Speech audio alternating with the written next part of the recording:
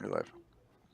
Hey everyone, welcome to the free Assange Vigil. My name is Steve Poikinen. I am joined by, holy crap, all of my co-hosts, Andrew Smith, Missy Winston, Kendrick Christian. It is week 95 of the free Assange Vigil. Lots to talk about. And some wonderful guests on the show tonight. Before we get to all of that, and Misty's update about her billboard campaign. Let's go through the numbers as they stand on April 27th, 2021. Today marks 3,787 days of illegal and arbitrary detention for Julian Assange. 748 days since the WikiLeaks founder was trafficked from the Ecuadorian embassy after being sold to the US and UK for a $4.2 billion IMF loan. It's been 113 days since District Judge and Concierge to the U.S. State Department, Vanessa Baracer, issued her January 6th ruling denying Julian Assange bail after just 2 days prior his release being ordered in the decision to not have him renditioned to the U.S. It has been 1,412 days of incarceration for Reality Winner, who is in prison for absolutely no reason. 1,342 days of inhumane detention for the alleged Vault 7 whistleblower Joshua Schultz. At least 925 of those days have been under special administrative measures. 751 days since the political prosecution of Olabini began. On the plus side, Chelsea Manning out of jail for 405 days now, and Jeremy Hammond with a 3-year parole, but no longer a ward of the state of Oklahoma in either prison or a halfway house now for 51 days. And with that, I would like to hear about Misty's billboard campaign. Would you? Because I would like to tell you about it. Yeah, let's do Okay. So hold on. I'll get an update, like a right now update. Or maybe somebody else wants to so I can talk, because I don't know if I can do two things at once. But yeah, okay. So I made a bunch of here's the thing. I went and looked Sunday. I drove around 270. I'm not sure if that's what, I don't know. The problem is I'm very indecisive, but I think 270 is probably going to be our best bet. We can get a pretty good deal. If we can, but we need to like have a talk, like we need to have like a strategy meeting, because there's a lot of things to think about. Like, do we want to do, I'm sorry to bore everybody with this, but do we want to, have 2 different billboards, and like, we need to like crunch numbers and find out, because they have estimates of like how many eyeballs, how many cars drive by each billboard every day. Like each billboard has like their own like little estimate that their company has for them. So yeah, we just need to figure out best location. And then somebody needs to help me. Somerset Bean said that they would design something for us if we want something new, or we can just use something that we already have. But like, those are decisions I don't feel comfortable making all by myself. So we need to like have a powwow. And I don't want too many cooks in the kitchen, but I would like some input before I go spending everybody's money. Do you know what I'm saying? Yeah. So, but I'm excited. Like, we've raised, I got distracted. I was supposed to be looking up how much it is. So yeah, but I'm excited. It went super fast. I was a little ill prepared, because I honestly thought it would take a little while. It did not.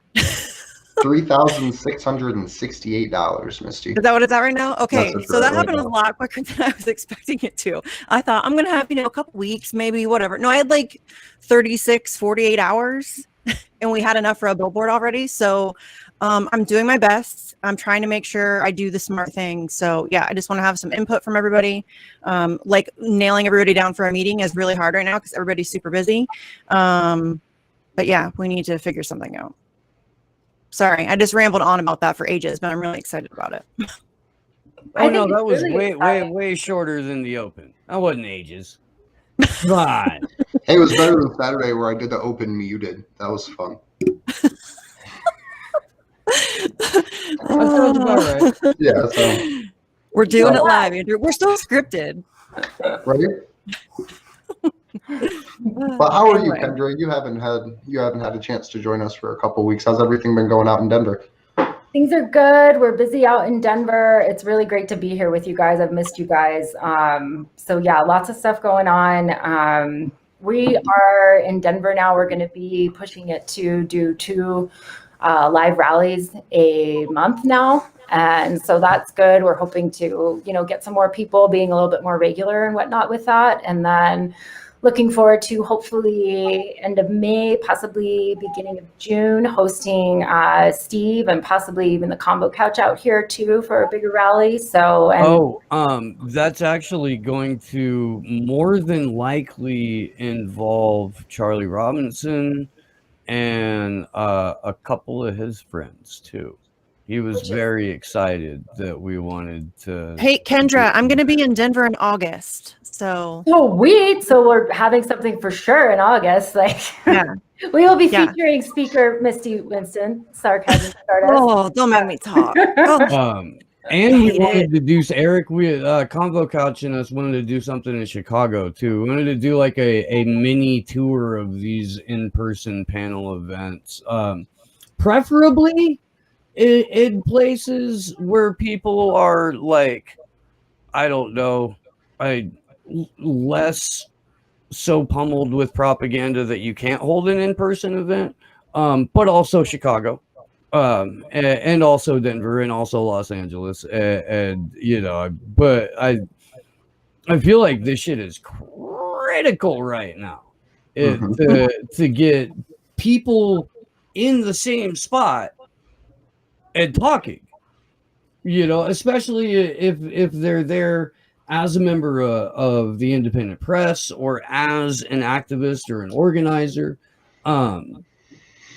because this is critical. It's very, very critical that we, even if it's like local independent press, because that's also a way that we can generate more in-person conversations about this, is getting at your local independent media, even if it's only quasi-independent, like Westward, I don't know. I mean, what do you got? What are you seeing a lot of success? When I was first involved with Assange defense, I was tasked with writing LTE templates, and it was exceedingly difficult to attract attention from the one place where I have connections. And you'd think, given that the man I was dealing with is a close friend of my father and has known me since, as he says, I popped out of the womb, you might, there might be easier getting stuff in there. But even the Assange avoidance under those circumstances was potent and prohibitive. It was the Chicago Tribune, but it could be any variety of factors. But the issue around attracting media is difficult, and I guess for obvious reasons. But that's why you go after the independent press first. Yeah, no, I just I had limited experience with networking in that context at that time, so it's something I need to revisit. But it was very difficult. Yeah, no, it's always hard to network through independent, let alone mainstream journalism, especially when you're like, hey, I would like to talk to you about the thing that's going to get the CIA listening to every conversation that you have. So it's always fun. But Eric, you joined us tonight to talk about the Arab Spring. And you had done a lecture previously about the impact of the Cablegate releases and what that had done for the Middle East and essentially the move to self-determination that happened. So I wanted to open the door up to you a little bit to be able to talk about that and just the impact that some of these releases have had. Oh, sure. Yeah, the lecture you're referring to was delivered last Friday remotely into a university in Beirut for a professor. I'm kind of working with in varying capacities. This guy named Professor Mohammed Arafa. He's a professor of criminal and international law. But actually, this issue of looking at Assange as an emblem of self-determination within this kind of case study is important, not just for decriminalizing him, but also destigmatizing him. But it also draws into focus. There's an interesting way to look at Assange, which is that he's like he served as positive interference with American exceptionalism, and I see that really evident in the case with the Arab Spring. And so, I had just moved through the cables, referring, not all of them, obviously, I don't have the bandwidth for that, right? But there are a few mentioned, and you probably know of this book, the WikiLeaks Files, The World According to Empire. So that's the one with the introduction by Julian. And then the first chapter is written anonymously. The title is America and the Dictators. And toward the beginning of that, there's pretty cool mention, some pretty solid evidence taken from two of the leaks. One, I'm having to refer here to the text, June 2008 and July 2009. Of course, these related, released a couple of years later or so. But there's one I want to quote from Ambassador Robert Goodek from 2008, that one I mentioned. And to read it, it's not that long. He says, in reference to the Tunisian government and its abuse of its people, whether it's cash, services, land, property, or yes, even your yacht, President Ben Ali's family is rumored to covet it and reportedly gets what it wants. Seemingly half the Tunisian business community can claim a Ben Ali connection through marriage, with Tunisians facing rising inflation and high unemployment. The conspicuous displays of wealth and persistent rumors of corruption have added fuel to the fire. Of course, the author for this goes on to say, it's not news that this was the case, but it does seem that the leaks, which are mentioned in this chapter, as to have been mentioned by people involved in protests on the ground there, emboldened, I think, or would have possibly affected the movement against these dictatorships.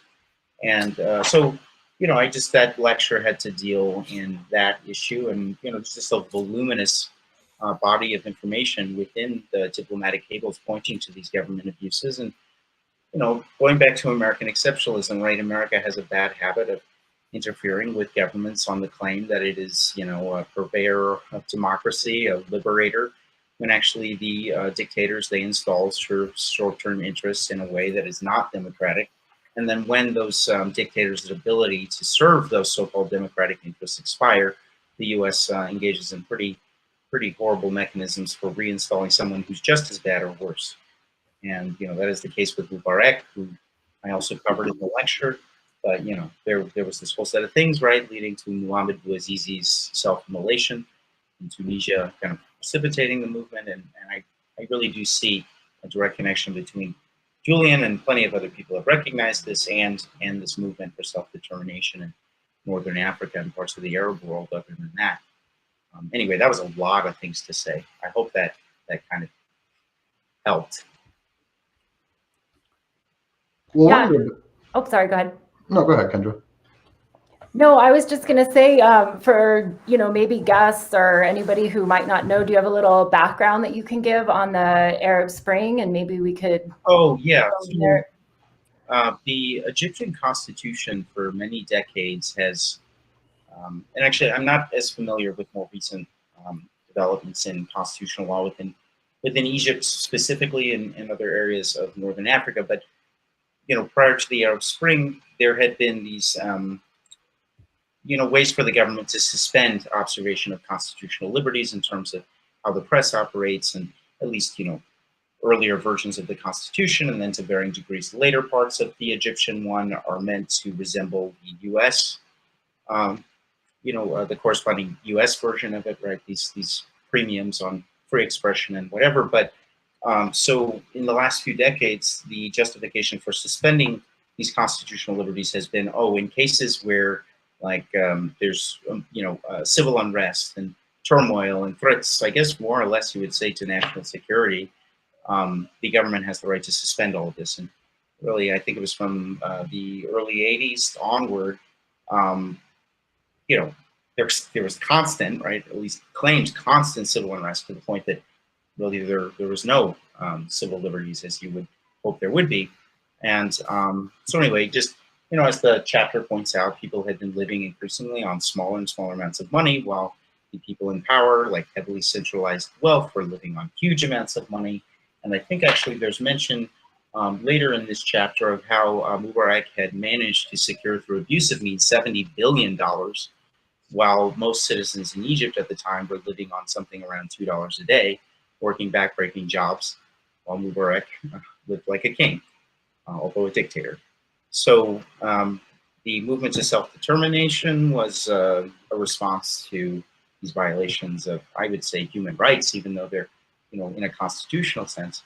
And then finally, Muhammad Bouazizi lit himself on fire in protest of, I think, if I recall correctly, police were interfering with his food selling to the point that, just like so many other people, he could simply not feed his family. Yeah, I mean, is that what you were looking for? Yeah, that's great. And I mean, and I honestly am not as schooled in, all of, like, I know Julian was in Egypt at some point during that too, wasn't he? That I can't recall. I do remember early involvement of WikiLeaks in Nairobi.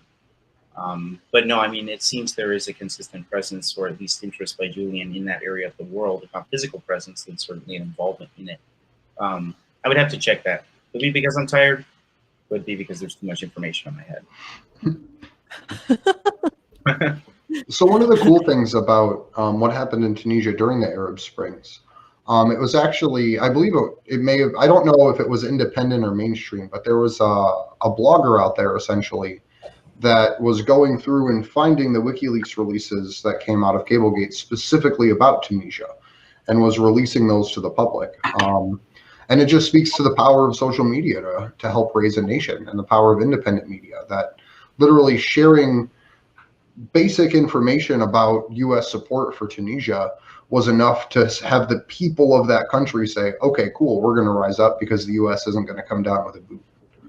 So I thought that's one of the really cool things that we learned about the Arab Springs is it started as an independent the state media reaction effort. is to shut off the internet. You had Commander X and a bunch of Anons who got together who fucking made sure that the people of Egypt had access to a workaround so that they could broadcast all over that part of the country.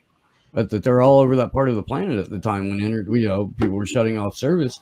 There were always Anons who stepped in to make sure that the internet stayed on in some way, shape, or form.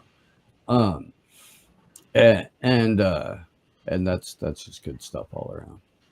So, that was actually some of the most intense times for the anonymous community. That was the first time where not the first time that as a community they went from the digital space to the physical world, but the first time that there was cameras that they helped set up, and they had to watch people on the other side of the world literally get beaten by police and get fucking chased down, and in some cases killed. Oh, dude, Al Jazeera broadcast with multiple cameras just pointing down from rooftops into Tahrir Square. Yeah. Let alone all of the people that were on the ground there. But I totally remember sitting with my brother in fucking his living room, while there's an IRC room that he's in open over here, watching a number of different live feeds. It's interesting you point out the images as potent in this context. And this makes me think about something I was talking with a few people about, which is that, take the photos of Eddie Adams or Nick Ute, right? The Napalm Girl with Nick Ute, and the cases where the U.S. in the Vietnam War was abusing even little children with napalm and Agent Orange. But there is something interesting to be said. I mean, I feel it is related, and it's very much part of the Arab world. But say with collateral murder, right? That, from what I understand, at least according, I think, to Laura Poitras's documentary Risk, or maybe it was Alex Gibney's. I think it was Alex Gibney's Who Steals Secrets. The transcript from that, the murder by those helicopter gunners of those people was published in a book by, I think, a very heavily decorated former Army soldier, and then also the winner of a Pulitzer Prize, and I think it was awarded as a result of this book. But the images you're mentioning, they seem to be very galvanizing, right? And what Chelsea Manning was under so much fire, not just for all of the other leaks, but that video, right, as opposed to text, as in that man's book. I think it was called The Good Soldier or something. That's something interesting to look at. And I don't know, was it with the 60s and the continual development of media technology, but there's something to be said there, I think. We actually had the pleasure of having, her name's Mimi, a Syrian girl, on a few months back, and we were talking about collateral murder because she's from Syria, and in that part of the world, images like that are what you see outside, right? Like collateral murder is like a season or a rainstorm there because they have hellfire raining down like it's grows on trees, essentially. So the impact for that video was the fact that no one in the U.S. sees war crimes that way. During that time, we had the embedded war correspondents that were literally just running roughshod for the CIA and for the intelligence communities to enable the invasion of Iraq.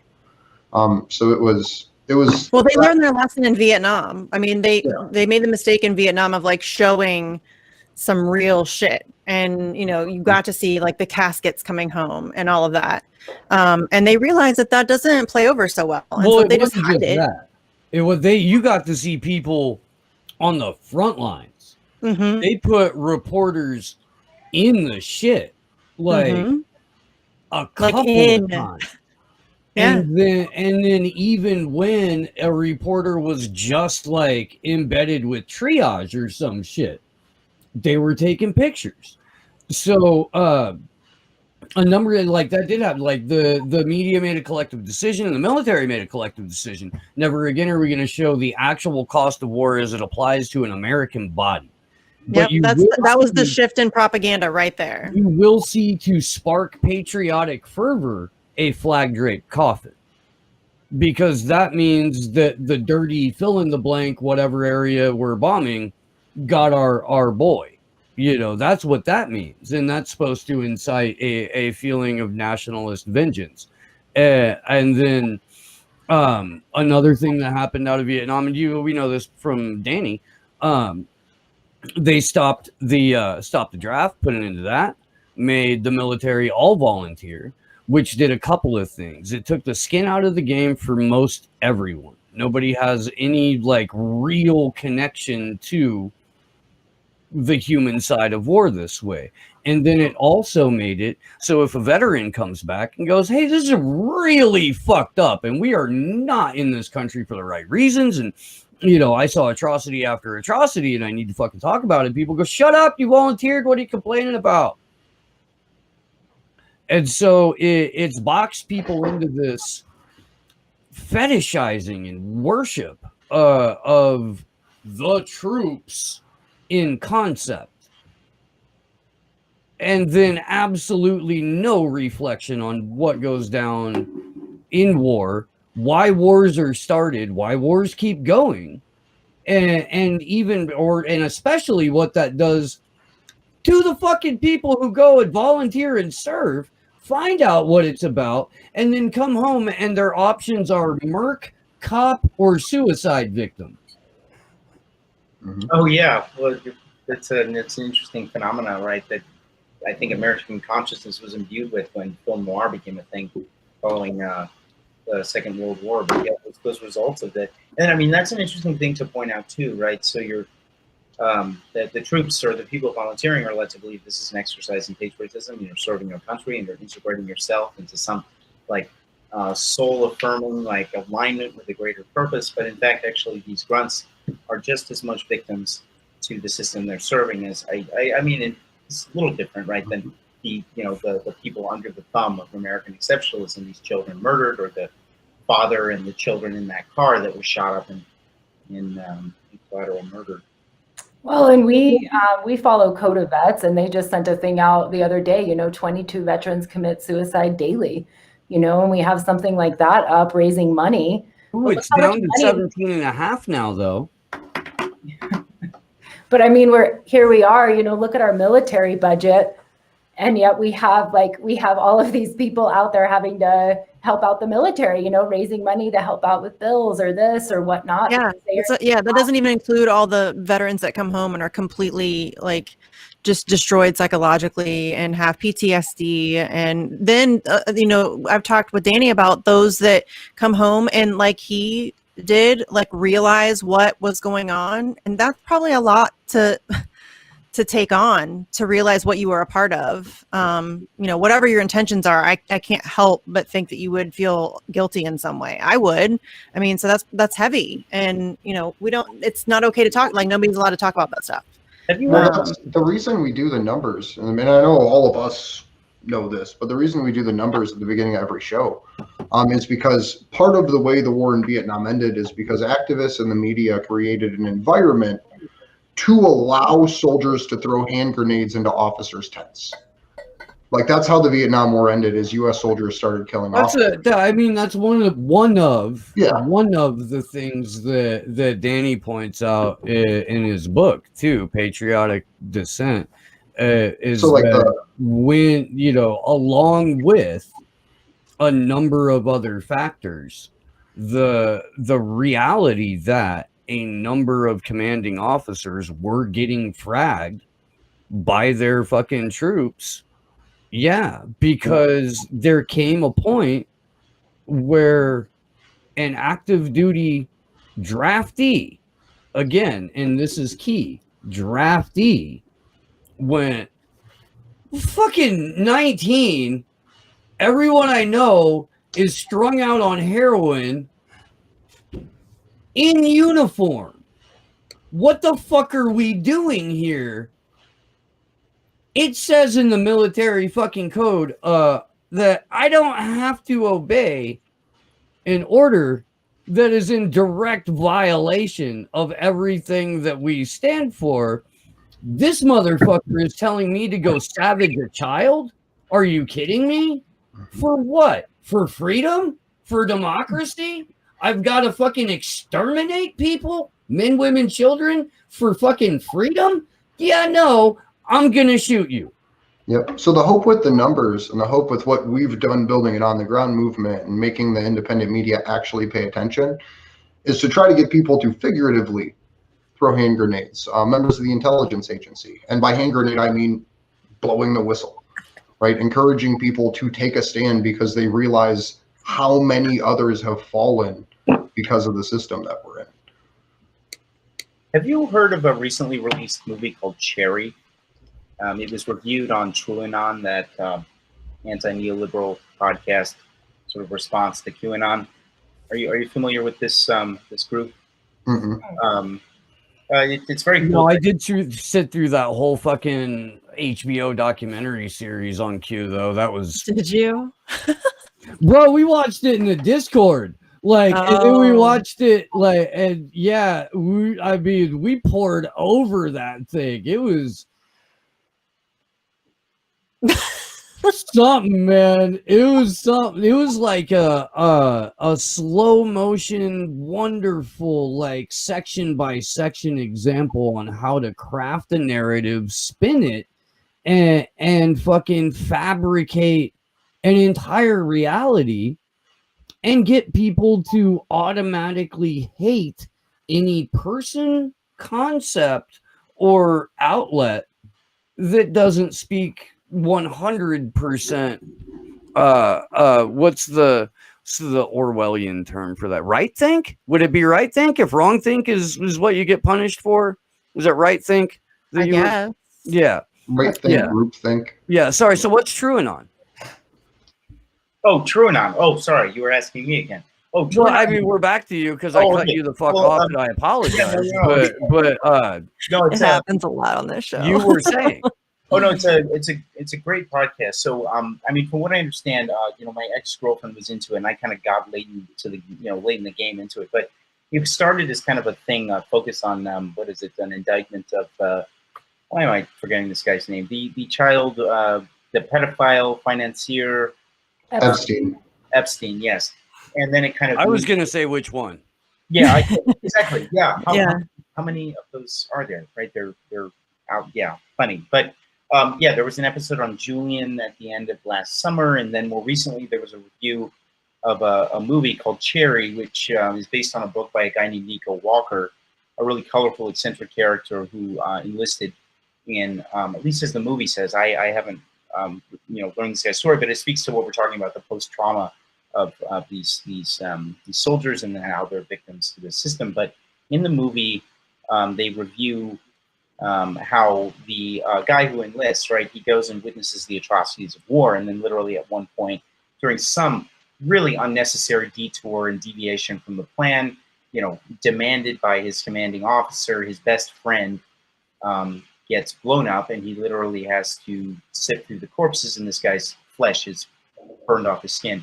He then returns to the States. He sees a doctor. The doctor says, "Oh, have you ever, tried oxycodone?" And of course, he diagnoses him with PTSD and still, suggests the opiate. But it's like this devastating, like portrait of how disgusting to the human spirit, and even for Americans, right, vulnerable to buying into patriotism, war can be.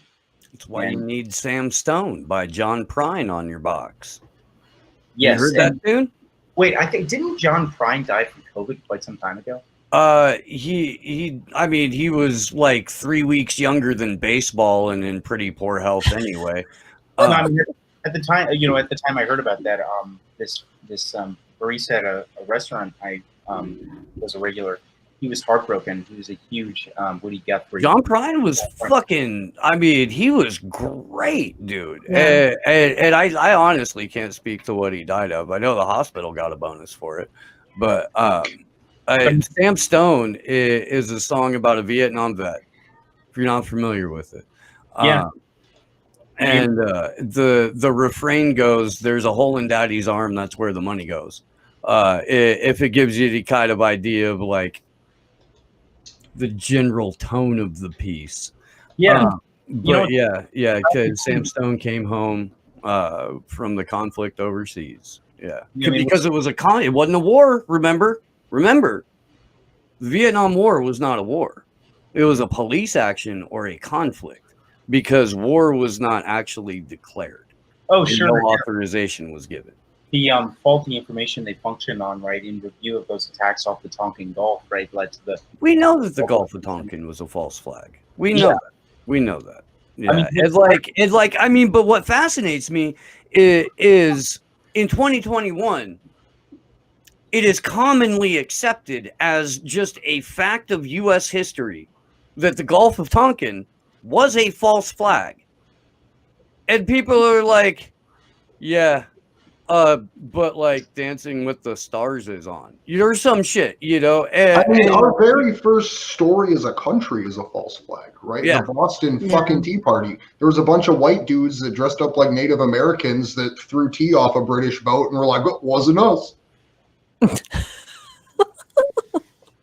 Yeah. It's such a white man thing to do, The USS Maine. I mean, like, we are riddled with verifiable factual information that our government has invented disasters and used that as a pretext to take us to forever war, to spy on us, to limit our civil liberties, to limit our human rights, to limit our civil rights. And now we're going to let those same people completely reorganize society and induce medical tyranny for fun, I guess, is why we're doing it. Or shit your pants terror over fucking nonstop propaganda. I mean, that is an act of terrorism.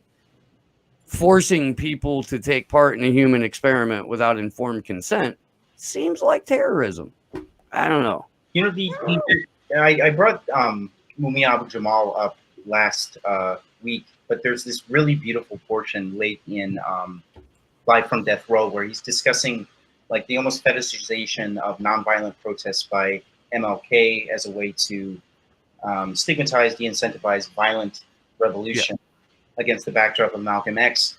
And he goes on to point out this hypocrisy that you're referring to, saying like, and this coming from a country that is like the only country in the world or whatever that has dropped an atomic bomb on, 2 Japanese cities and, napalmed little children, as I was mentioning earlier, all in the name of freeing, this part of the world or others from communism. And of course, you were talking about inventing disasters, right? The whole Red Scare and all of that.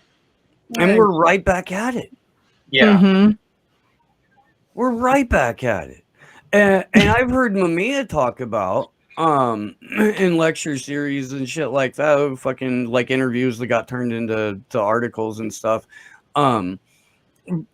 Per MLK, per his own words, nonviolence only works if there is a real or perceived imminent threat of violence.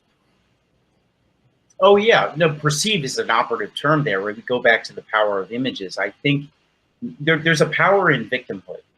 There's almost even an active stance taken in victimhood, which is that if the media captures enough the abuse of marginalized people experience at the hands of abusive police, you know, in the case of people of color being beaten by police officers, right? Captured enough, circulated enough, and then sympathy will grow. At least you'd hope. So, yeah, when you said perceivable, I just like, oh, that is very relevant to what we were discussing. Well, and that's what I mean. That's what made the Black Panthers effective, is that was a perceived, you know, a threat of violence. It wasn't a real threat of violence. It was a perceived threat of violence. It worked so well that Ronald Reagan had to, and the NRA had to work together to effect the first restrictive gun laws in both California and America. You know what so many people forget is the original name for the Black Panther Party was actually the Black Panther Party for Self-Defense. Mm-hmm. For one reason or another, most likely brevity, as Sharon from LA Progressive said to me when we discussed this. But also, I kind of wonder if there's like an oppressive like mechanism in it to omit for self-defense, right? So the Black Panthers will. No, because Panthers themselves refer to it as BPP. Oh yeah, no. I mean, this is a bit of a stretch, but it is still interesting, right? That for self-defense, that I don't think is what people most commonly will think of when they think Black Panthers, whereas that officially was. I mean, you get around enough of the old school ones that, you know, didn't get tenure at UCSC.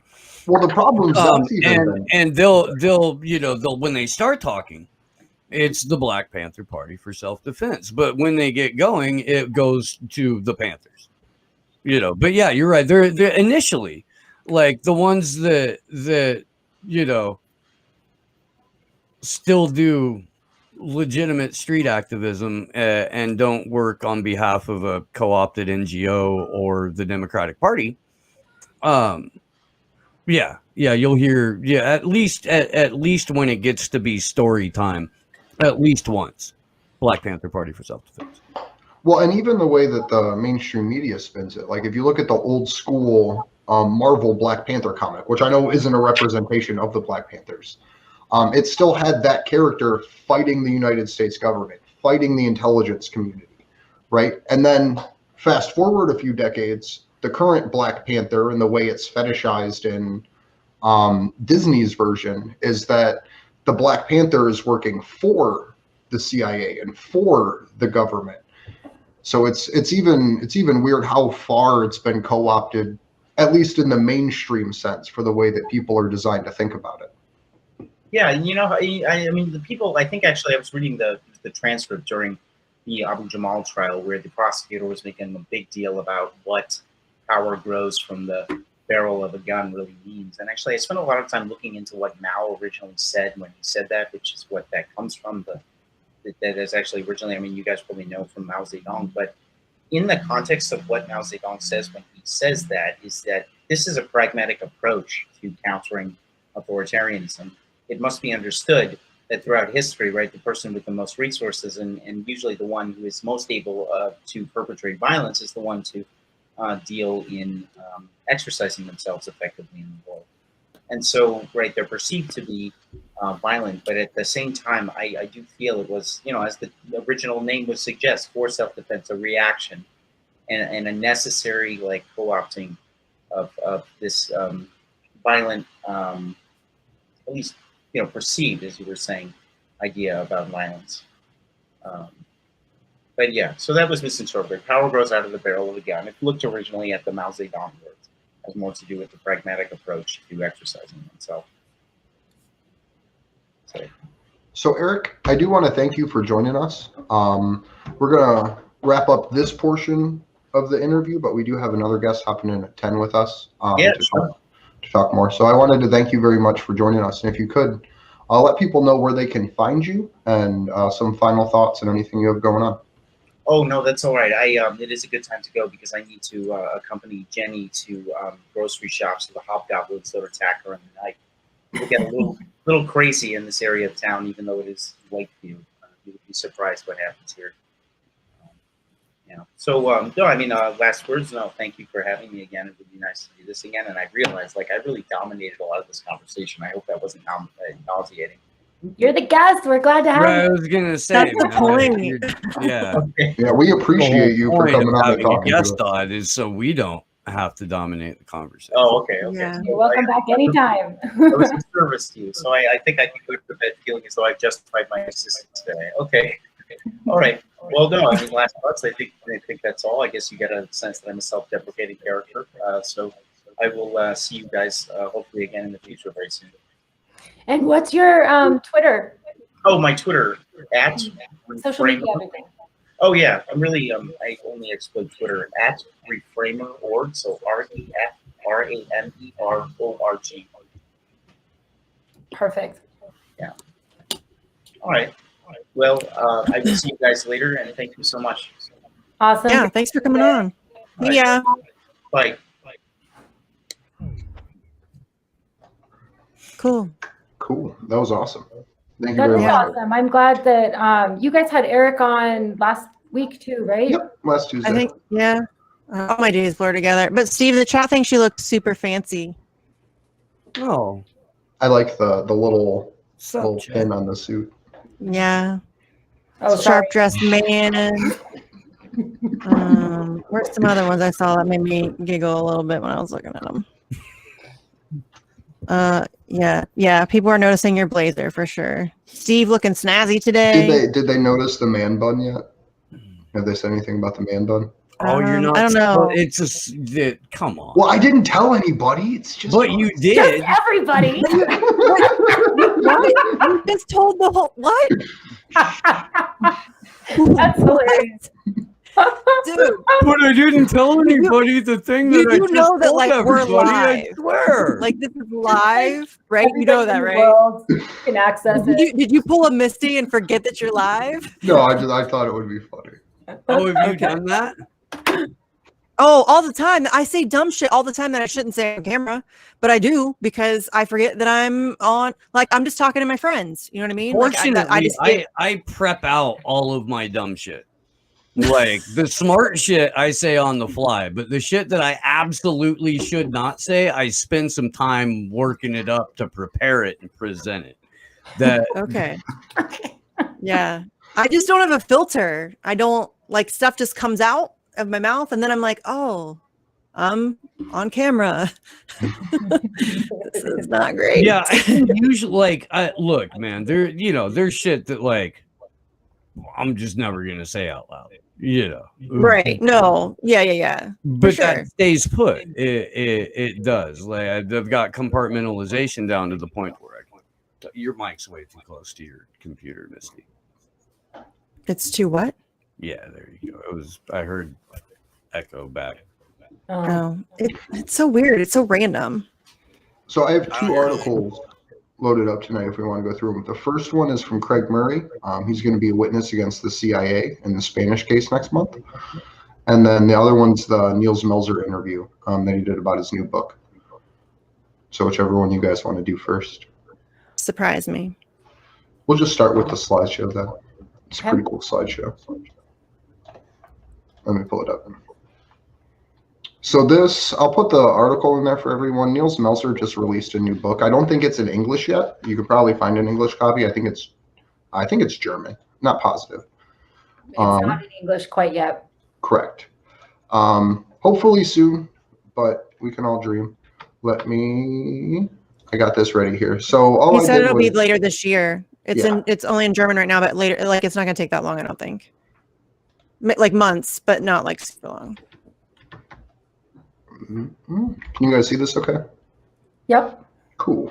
So what I did is I literally just went through and took the questions that the reporter asked at the top and then put his responses at the bottom. So I'll kick it off. What made the Special Rapporteur on Torture work on the Assange case and write a book on it? Melzer replied, when Julian Assange was still in the embassy in December 2018, his legal team had actually reached out to my office. I remember it was just before Christmas. I saw the message pop up on my screen and swiped it away immediately. I had this intuitive reaction. What does this guy want? He's a rapist, he's a narcissist, a hacker. This isn't serious, so I just discarded it. I have around 15 requests per day, and I can do one. It's very routine for me to decide quickly, but I remember those negative emotions I had, and that I usually don't have. I realized that I had strong prejudices against Assange, even though it was my profession as a human rights expert to be objective. I started investigating further and scratching the surface of the case. The deeper I got into the case, the more dirt and contradictions came to light. I knew I could not rely on information in the media and in the press because it was precisely the source that had deceived me in the first place. To be objective, I had to go visit him in prison, and to be sure, I took not one medical doctor or even two medical doctors with me who were independent of each other and not employed by the UN. We spent 4 hours with Julian Assange. I spoke with him for 1 hour. The forensic expert had 1 hour for a physical examination, and the psychiatrist had a 2-hour psychiatric exam. Each medical examination was done separately from one another, so they would not influence each other. All three of us at the end compared our conclusions and agreed that he showed signs that are typical of victims of psychological torture. I must admit that I did not expect such a clear result. I reported back to the governments involved by the end of May. This is May 2019, I believe. I was convinced Julian had been deliberately persecuted and kept in a legal limbo in Sweden, the US, the UK, and everywhere to put him under pressure and to make him crack. It was done very publicly in order to make an example of him, to scare other investigative journalists. The message was, if you expose our dirty secrets, this is what's going to happen to you and no one can protect you. We can violate your rights every day the way we want, and no one can do anything about it. So we actually, let me turn the screen share off real quick because I want to kind of dig through this as we go. That final statement by Nils Melzer is something we all knew from the global intelligence files, right? That this was literally their plan, is to drag Julian country to country, legal system to legal system, and hang him up for, I think they're what they said was like 30 years or something. I don't know. I don't remember exactly. But yeah, but I mean, even that, like, when I read that from this article from Nils Melzer, one of the things that I thought was so powerful was his last statement in there, which I did know that he had other doctors there, but I didn't know exactly how they had done the evaluation. And I thought that was also surprising that all three were, you know, do you know what I mean? Because clearly that's not always the case. I mean, it's implied in there that that's not typically the case. So that's an even stronger, stronger than I'd already thought. So I can tell you guys, I've told this story before, but for anybody who doesn't know, Nils Melzer came at a very good time for me because I was I was over it. You know what I mean? It was like banging your head against a wall. And then here comes Nils Melzer, who like bought into the propaganda. He really did. Like all the bad things that people think about Julian, he thought those things. And then, when he was presented with information that was contradictory to his beliefs, he changed his mind. It's crazy. Did you guys know that could happen? People could do that. I know it's a little weird, but seriously, that like really gave me like a morale boost. I was like, okay, we could probably do this. Like this guy, we got this guy. And so that was like that was like, he really did come at like a really good time for me in this whole thing. So yeah, shout out to Nils Melzer. For real. definitely. It's always nice when people change their minds. Morgan! I'm so excited. Hi, Morgan. Hi. Welcome. How are you? I am well. Sorry, I had to go mute the YouTube because it's like a couple seconds behind. So I was like, it's very disorienting. Oh, you don't need to hear me twice. It's not good for anybody. Well, no, I heard two of you at the same time, which was even worse. Probably worse. Let's be real. What's going on, Morgan? It's good to see you again. How you been? Yeah, you too, guys. Steve, I like your Bond villain background over there. Oh, I thought you were That's going to mention great. the blazer and the man bun. This is Alex Gray. What man bun? He's an artist who does he tries to do like visual representations of what it's like to be on DMT.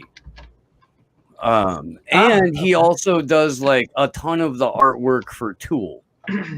So if you've ever Okay, I opened can up see the that, inside of a Tool album, the artwork that's in there is this guy's. I'm a fan. Cool. But yeah, Morgan, we were just going over the most recent Nils Melzer interview on his book that he is publishing. Oh, cool.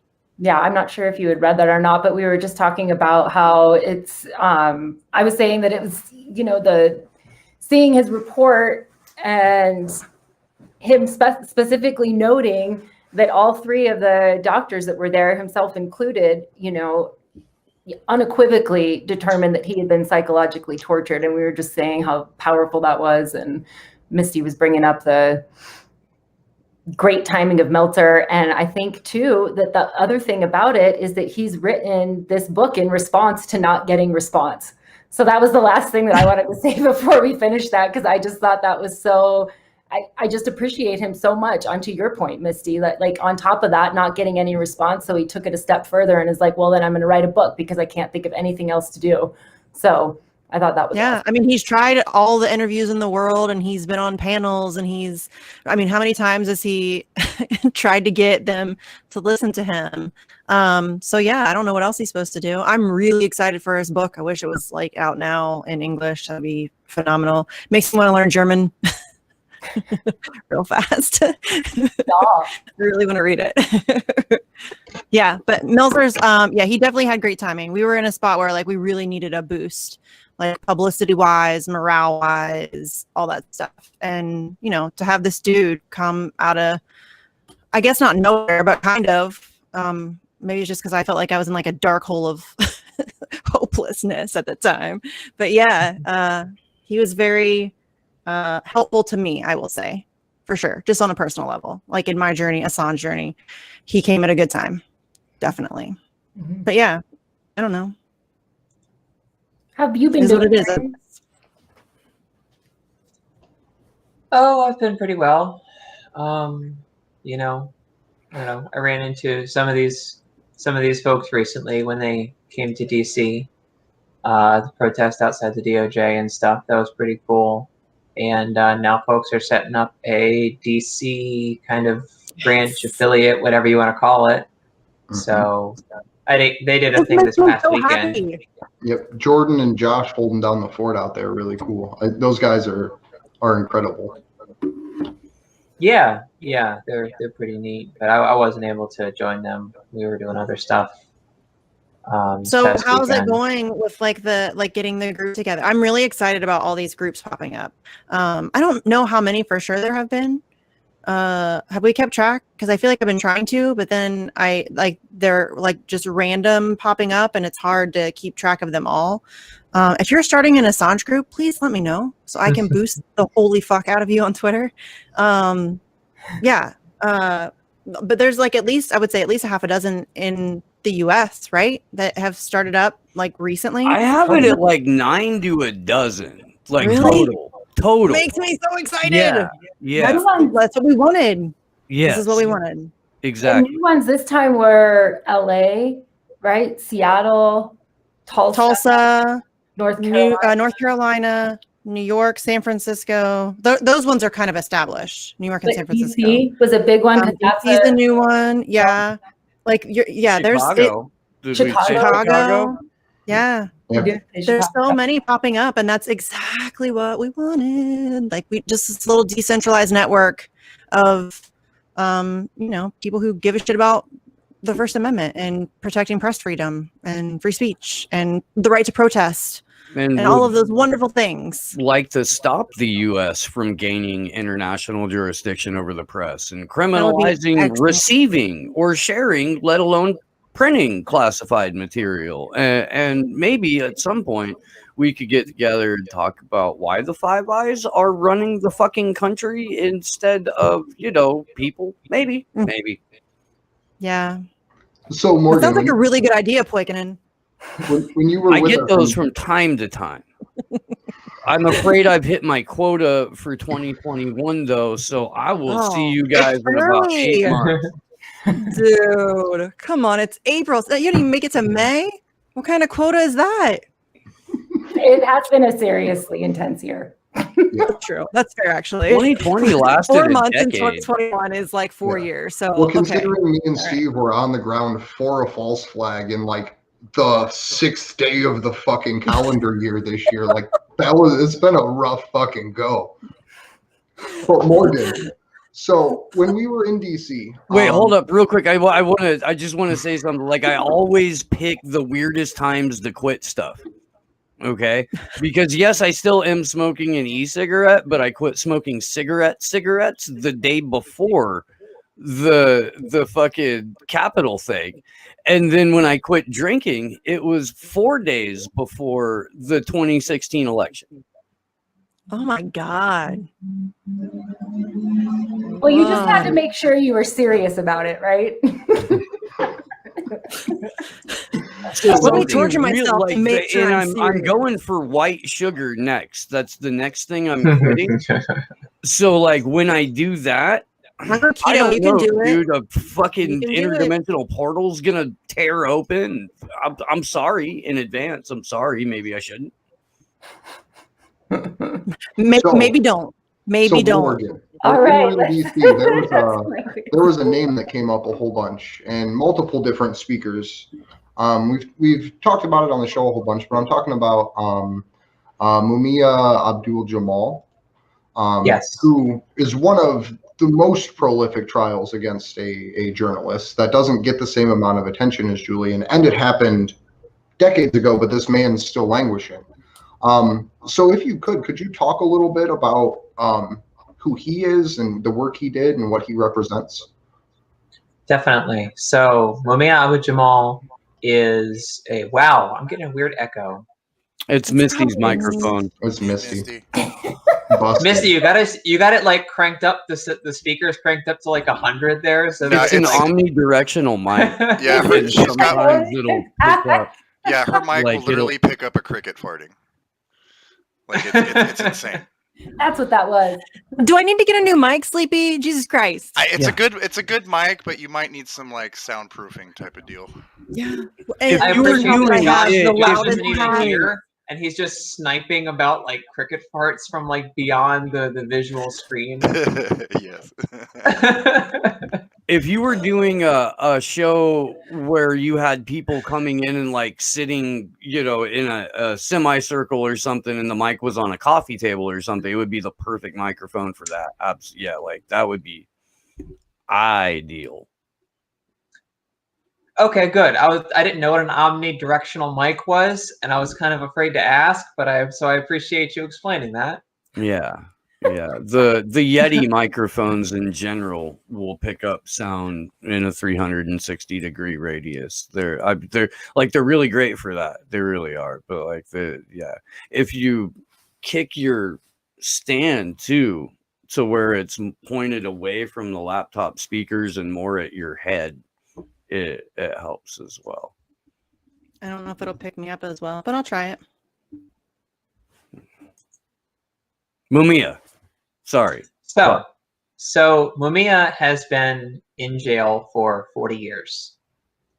He was framed for the death of a police officer. They said that he shot the cop.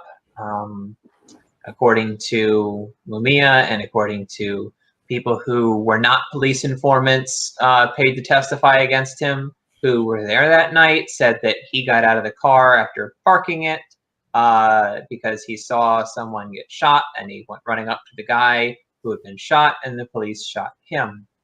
And it took 30 minutes. They then beat the hell out of him and took 30 minutes to send him 3 blocks to the hospital.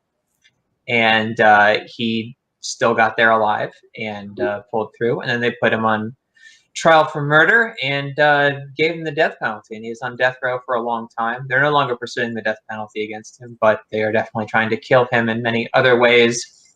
He has cirrhosis of the liver, he has hepatitis, and a heart condition. And the heart condition is what he was most recently in the hospital for. He had to get surgery. And funny, we were talking about Nils Melzer, because Nils Melzer penned or put his name on a complaint by a series of UN experts about the fact that Mumia was chained to his hospital bed during this surgery. The man was literally knocked out for as they could work on his heart, and they handcuffed him to the bed. I don't know if they thought he was going to get up and walk away or what, but it's just beyond dehumanizing thing. And it's not the first time it's happened to him either. So that's kind of why he's been in the news more recently. But yeah, there's a ton of evidence in boxes that's actually never been examined that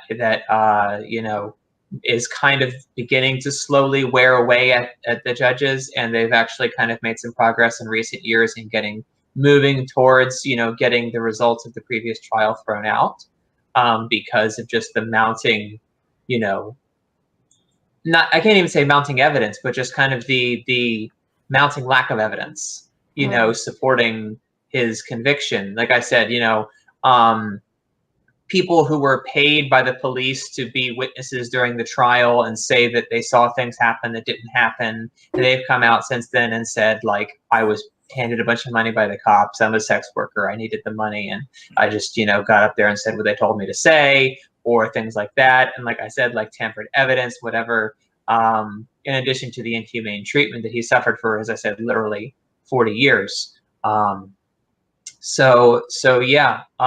like Andrew said, Mumia was, by the time that he was arrested, he was already a very prominent journalist. He was head of the Association of African American Journalists, or I think it was called, something along those lines, Association of Black Journalists, I think.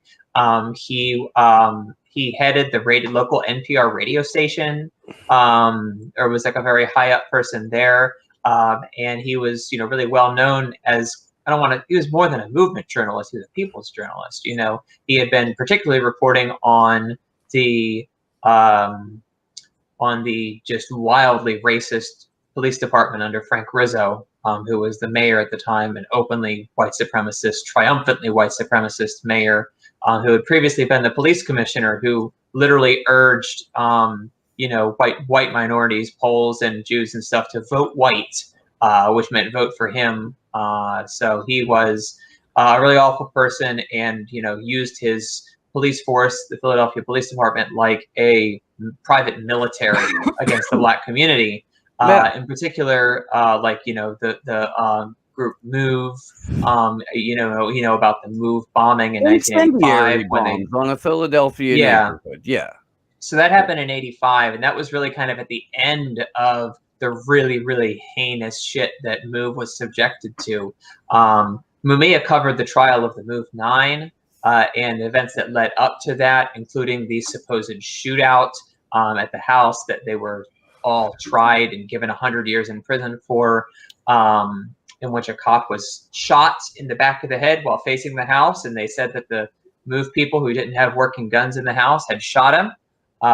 Independent while the house experts was on fire, while the house was on fire. I don't know if the house was on fire.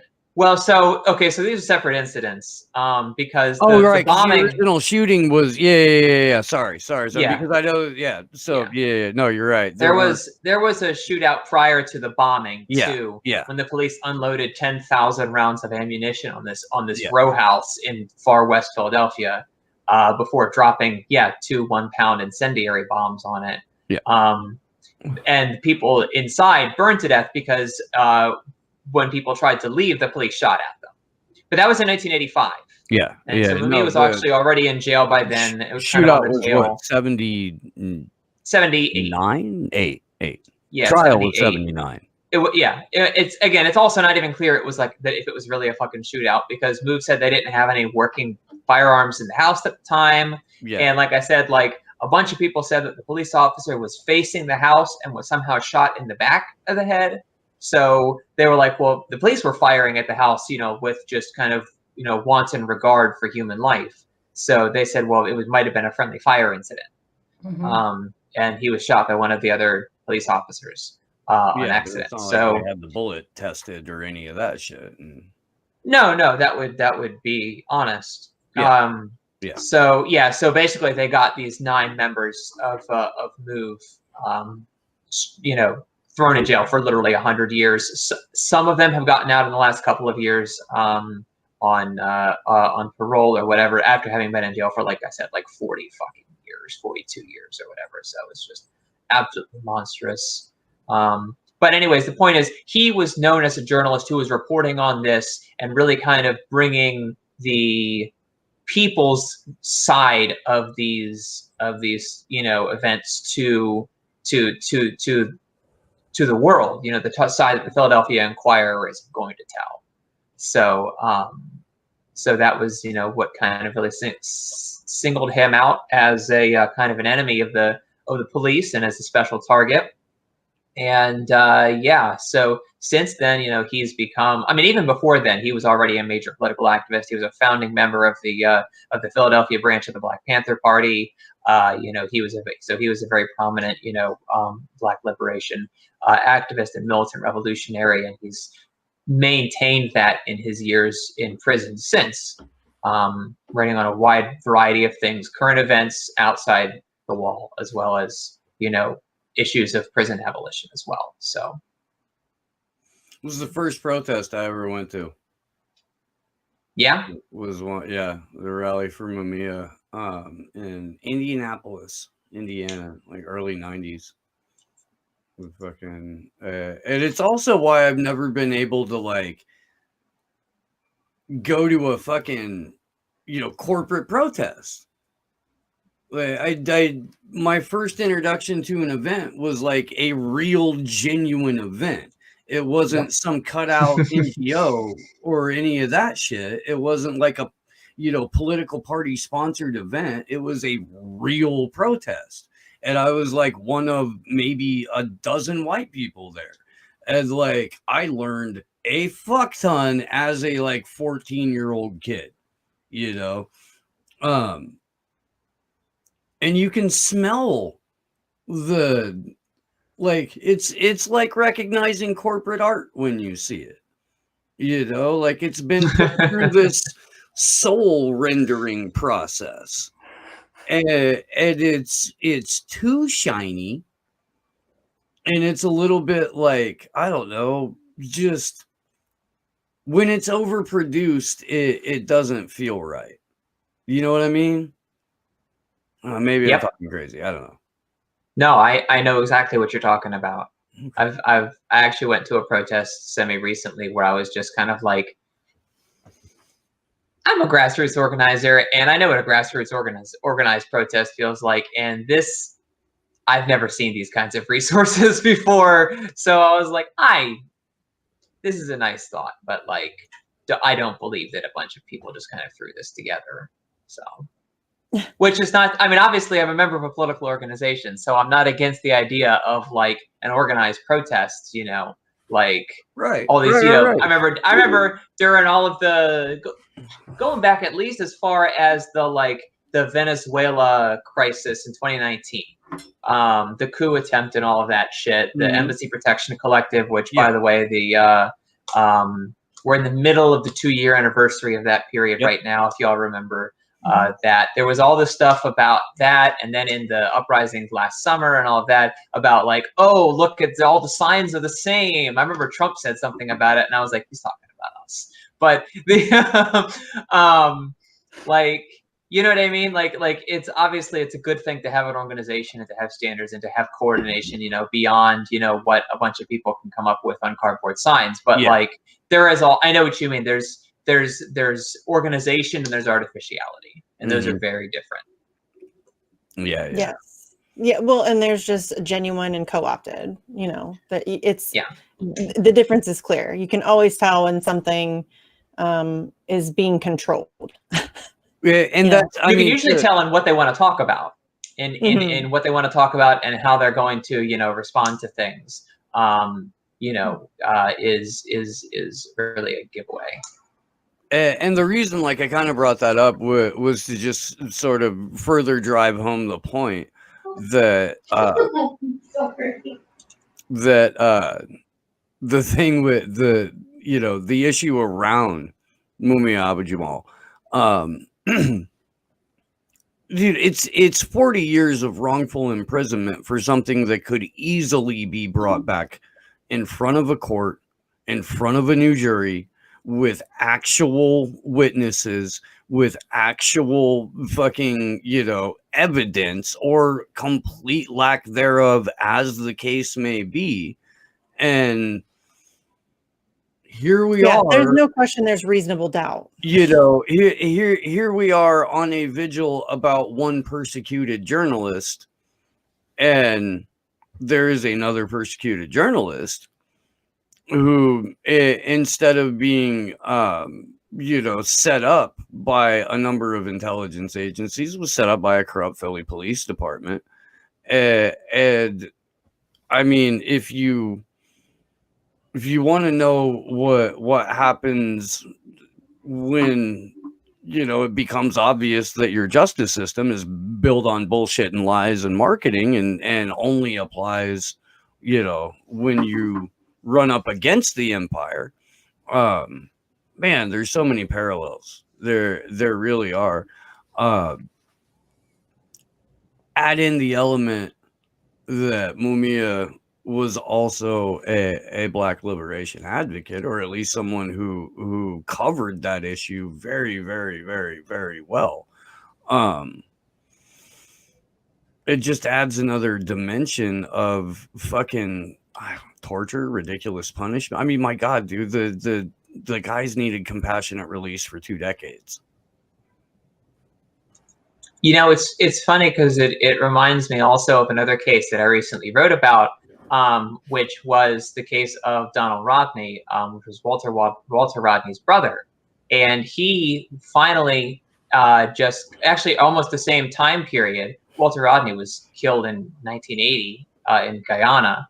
And his brother was jailed, not even jailed for killing him, because the government, the Guyanese government, wouldn't admit that he had actually been killed by a bomb. They tried to say that his own bomb had blown him up, but they tried to try his brother Donald for having given him the explosive and thus possession of an illegal explosive.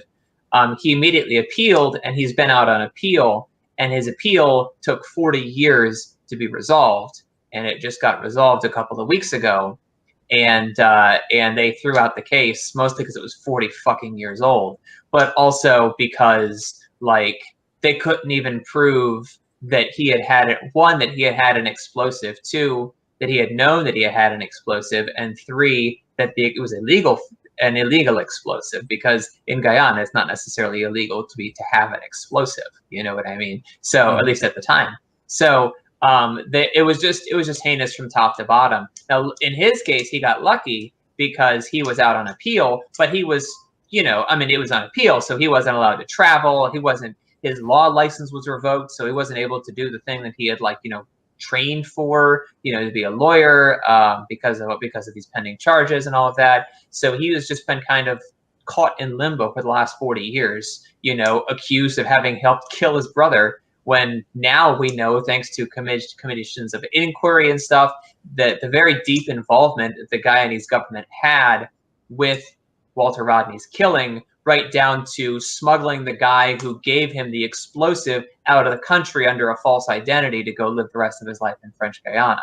So that's normal. So, right. I mean, those are things. That's things that you do when you're totally not complicit in assassinating a revolutionary leader. Right. And what man widely respected as an academic on 3 continents. But yeah, just another case of the justice system just kind of giving a giant middle finger to Black revolutionaries. So. What do you think about the president of Tanzania, vanishing for 2 months and then suddenly reappearing only to drop dead of a heart attack? I'll tell you what, we had bets at Sputnik about what had happened to him. I bet. Did heart We're attack like- run win? Well, not heart attack. No, heart attack was that you could have like bought a small island if you'd bet on that. We had secretly died of COVID. We had gone to India for treatment and died of COVID. We had never had COVID and was lying and was off with a mistress in, I don't know, Comoros or something. Wasn't this the president? Right, if I remember my modern world history, this was the guy that like tested guavas and goats and sent them in. Had an orange COVID that tested testing. positive for COVID, and was kicked out. The WHO kicked out Bill Gates, and then died. and then mysteriously like woke up one day and was like, no, wait, I promise COVID's totally real. It is. It's and we're gonna start doing all this stuff. And then he vanishes, and then 2 months later he shows back up and drops dead of a heart attack. Almost sounds like the story of Khalid al-Masri. Just disappears and then shows up. I don't know about that. I just mean the rendition aspect. A little bit different there. Not the whole plot. He wasn't taken to a black site and tortured, dude. I mean, do we know Right. that? Well, you know, I guess it could have been. I mean, We don't have access to that information. So, yeah, we don't know. It was like the fourth African leader in the last year to just drop dead. Who also happened to run afoul of either the World Health Organization, the World Economic Forum, or the United States Intelligence Corps. Just weird how shit like that happens. Yeah. Super weird. Well, you know what's funny is I actually wrote a story today, if I can do a little self-plug, about always about Somalia and what's going on there with the president and all of that. And it's funny because just last week I was writing about what was happening in Chad, and it's very, very similar in terms of like you basically have this administration or government, because what happened in Chad is amazing because it's like literally like action movie material. I don't know if you guys know what happened, but the president of Chad was like 68 years old or so, Idris Deby, and he went out. There was some rebels that were coming down from the north to like attack N'Djamena and like whatever, and he went out and joined the army and like fought them, like 70-year-old man, and he died. He got killed in combat in 2021, and so then his 37, I think, year-old son like was basically put in power by the military, and it's like very anti-democratic, against the Constitution, against everything that's supposed to happen when the president dies and all, you know, or whatever. And the U.S. and France are just like, yeah, that's fine. Like, don't rock the boat, because he was very pro-France. The headquarters of France's war on terror, Operation Barkhane in West Africa, are in N'Djamena, the capital of Chad, and he's like cooperated with them and supported them or whatever. Total and ExxonMobil have like these huge. Well, actually, Total got kicked out, but other oil firms, British oil firms and stuff, have huge oil concessions in Chad. It's obscene. And basically they're like kind of like, look, just don't rock the boat, you know, just keep things stable, you know, so we can keep fighting our war on terror and whatever, which is like bombing weddings and shit. But in Somalia, the same kind of thing is happening. You have a pro-US president who's trying to stay in power.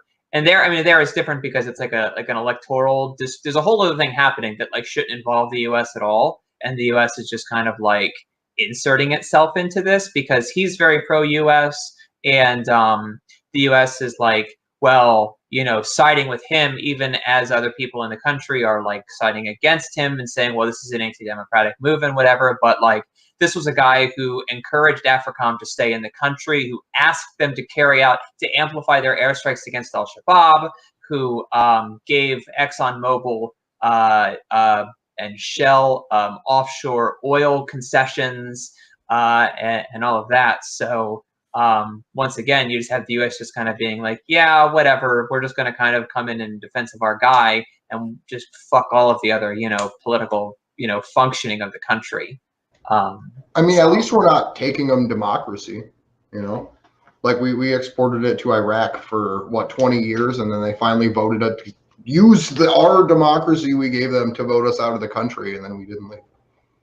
Well, in the case of Chad, there's already 4,000 French troops there. Okay. And in Somalia, I mean, as far as Somalia is concerned, I would put money down on the idea that we will have troops in Somalia, officially troops, because there's already clandestine CIA operations going that have never stopped in Somalia, as well as airstrikes have continued too.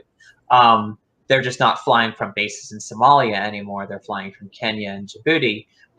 But I would put money down on the notion that before the year is out, if the situation in Somalia continues to deteriorate, the U.S. will have troops back in Somalia. We can't help it. It's like, well, and it's in the U.S. interest for it to deteriorate. right. Well, I mean, to a certain degree, Yeah. the U.S. wants there to be some stability there because the oil companies that had been exploring there had to declare, what is it called? Force du jour, is that what it's called? Where they basically, they say like our liability on this is put on hold for a little bit because of like a fucking civil war happening. Yeah. And they kind of began to undo that in 2019. They began to explore new like oil concessions and stuff off the coast and even in kind of the lower Shabelle, which is of course coincidentally where Al-Shabaab quote unquote is. But yeah, so I mean, there's an interest in a certain amount of stability there. But I mean, I really think I don't think that they want to see the country fall into nothing, but also like they want to make sure that their guy is in power, and it's really in their interest for the, you know what I mean, to keep their guy in power. And so if they, well, yeah, that's what I think. There are two cats right outside of the studio that are about to kill each other, so it may bleed through. Wow. But We can just tell everybody it's my mom's cat. That's about what she sounds like when she's going off. I hope it's not the pudgy, cross-eyed one. That one's adorable. Oh, well, maybe they're mating. Maybe you'll have little pudgy, cross-eyed kittens. Maybe. I will love them already. They don't even exist yet, and I love them already. Morgan, Morgan, you have to forgive me, but I am slightly confused between the two situations in Chad and Somalia right now. Chad was previously, but what's happening in Somalia specifically that you were writing about? Sorry. Well, let me go pull up my story so that I can remember what I wrote.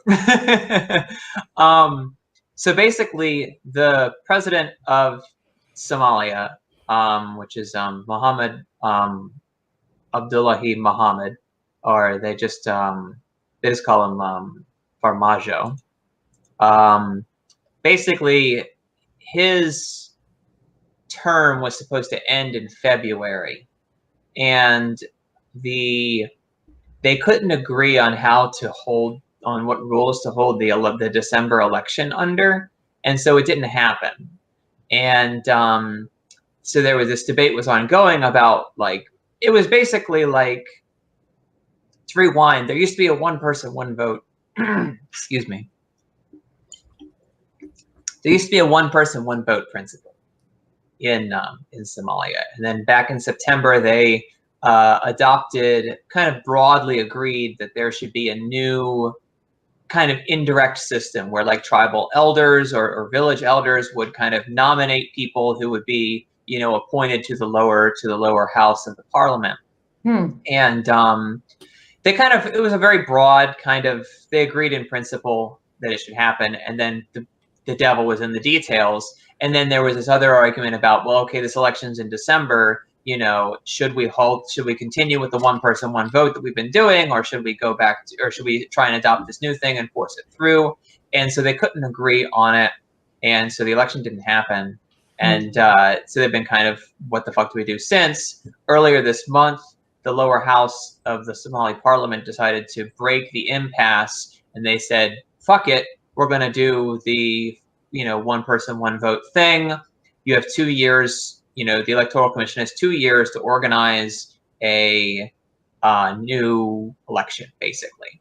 And this is legal. They're allowed, this is a function that they have. And in that case, the sitting president stays in office until then. He doesn't have to vacate office, and there's nobody in the president's office. That's not the way that their system works. So his presidency was extended by 2 years.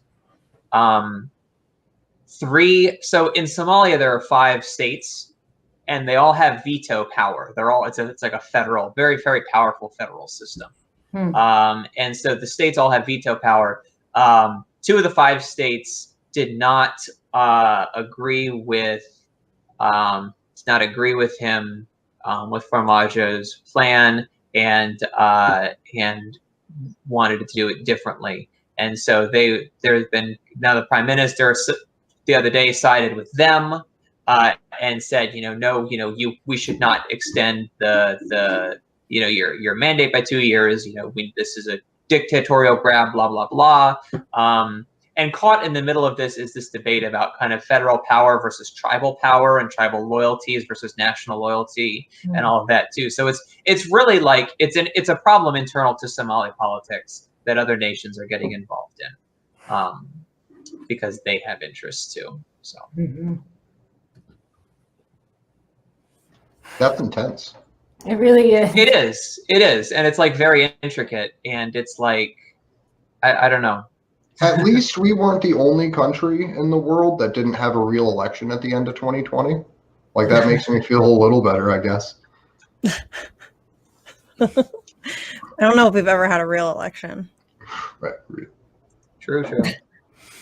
I mean, certainly not in the era of electronic voting machines with proprietary software that you can't even sue to get actual audit information out of, and then when you try it goes through that process. The feds step in and go, in the interest of protecting the privacy of the voters, we can't turn this information over.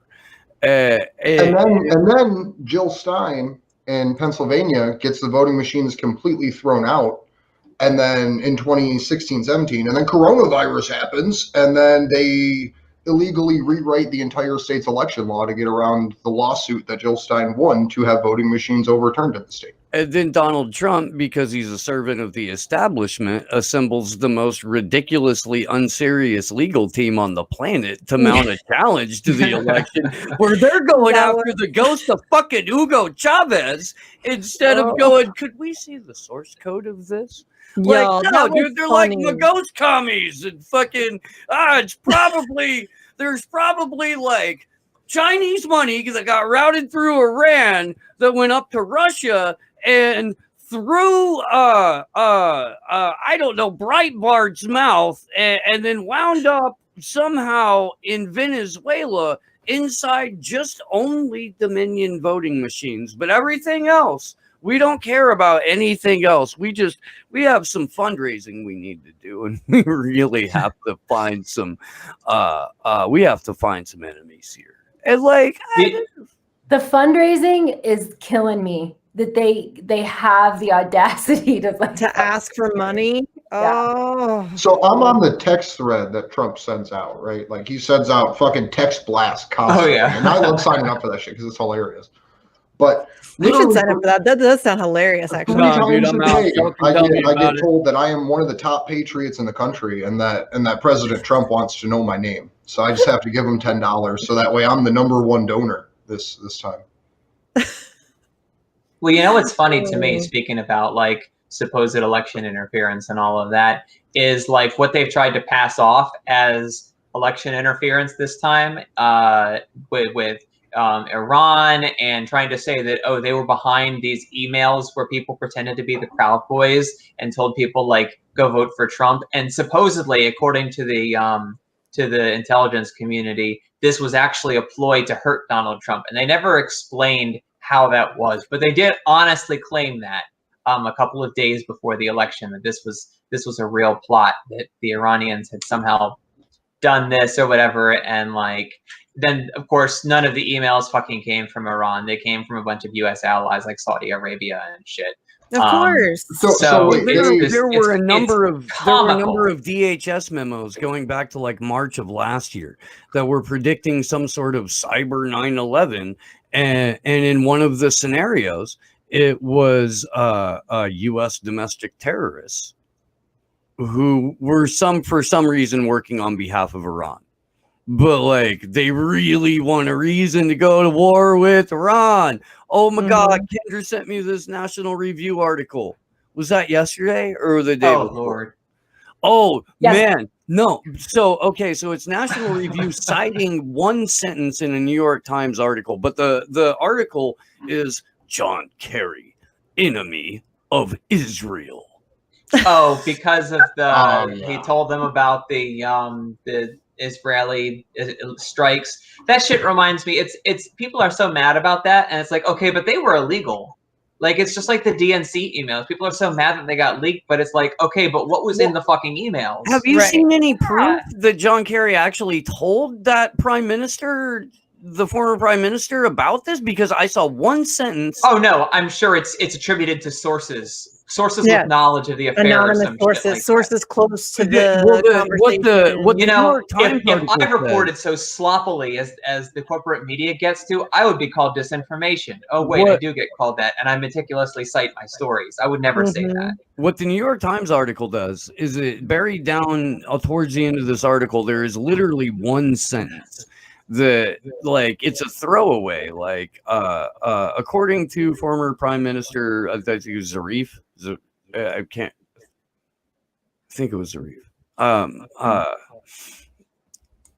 John Kerry, he sat in astonishment while John Kerry told him about over 200 Israeli operations, attacks against Iranian interests in Syria. That's all it says. There's no citation. There's no follow-up. That's it. That's the only, and then National Review, throws a link to it. But chances are, but again, there's no follow-up, but that's going to be repeated ad nauseum. And it just goes to quite literally a throwaway sentence in that New York Times article with zero, follow-up and absolutely no corroboration from anybody else, like certainly that's connected to the former prime minister. I'm sure you could find, 3-letter agency sources that will confirm it. But why would they? Because John Kerry gives Israel a tongue bath every time he opens his mouth. You couldn't find a more like, dude, this is the Biden administration. This is a guy who screamed into a camera, I'm a Zionist. You don't have to be a Jew to be a Zionist. Like, that's that guy. He like the goal of Biden's, I'm going to guess 2 years so that Hillary can run for 10 or be president for 10. But we'll see. But I'm going to guess one of his goals is to get the Trump Heights, like, renamed and get the entire Golan Heights named after Joe Biden. Like, I mean, that's a policy aim. I'm joking, but not really. So the National Review is just simply posturing to try and ratchet up more fucking anti-Iranian energy while putting all of the war hawks that are in the Biden administration, like giving them a little bit more cover to do horrific shit while manufacturing consent for the idea that the Mossad and Israel has every right to go into Syria to destabilize Iranian interests there. At no point is anyone from Syria brought up in this, by the way. In either the National Review or the New York Times article, no one from Syria is asked how they feel about the Mossad coming into their country to go wreak havoc on whatever business concerns, like one of their only allies, period, has in their country. Can we circle back to the FBI blaming Iran for infiltrating the FBI, which is the Proud Boys? Because that story that cracks me up. Because I hadn't heard that because we all know that fucking Enrique That was Tarrio good, is Andrew. a literal FBI agent. So the FBI Yeah, is agent. Come on, be accurate. He was an Snitch. informant. right. He was a snitch. Yeah. So the FBI's organization known as Proud Boys apparently got infiltrated by Iran, and the FBI got mad about it, according to the FBI. Yeah. Yeah. That's the most And you know what's ridiculous story I've ever. You know what's fucking even heard. funnier? You know what's even funnier is the story that debunked the main part of the claim, which was which exposed the IP addresses of these emails coming from places other than Iran, was by Vice Media, which was founded by Gavin McInnes, who founded the Proud Boys. So, you know, it's just a flat circle. Yeah, We that's need a crazy. meme. Jones. Stop it. Get your roasted. Stop it. Stop it. Poor little fella. Did you just admonish your adult? I don't think you're allowed to do that, Steve. That's right. You have to respect your grown up. I do. Roll them sleeves up, Kendra. I love my grown up. I do. I do. People are like, what are they talking about? When we go to events, Kendra is my adult. She is my grown up, And Steve is Misty's grown up. and I am Misty. Oh, that's what I was gonna say. Is yeah. There's Okay, like a and what's funny chain about of that is my command. husband asked him to be my adult. I'm like, do you know who you're asking to be my adult? Like, are you aware of what's happening right now? I'm the only guy in a suit in this fucking That's true. show. I That's mean, true. clearly I'm the adult here, right? Obviously. For I have not one but two collars, and that's apparently all it takes. To be a grown up? Let's Nice. run with that. I don't All know. Honestly, that's kind of where we're at, right? As long as you look the part, it just doesn't matter, right? Yeah, pretty I much. just saw a thing with Al Qaeda that was, put out by Mimi put it out, and she was talking about how, before we had to work around to get our weapons to Al Qaeda in Syria, and now we've just put the leader in a suit. Yeah, So we can just, yeah. Gave him some beard oil.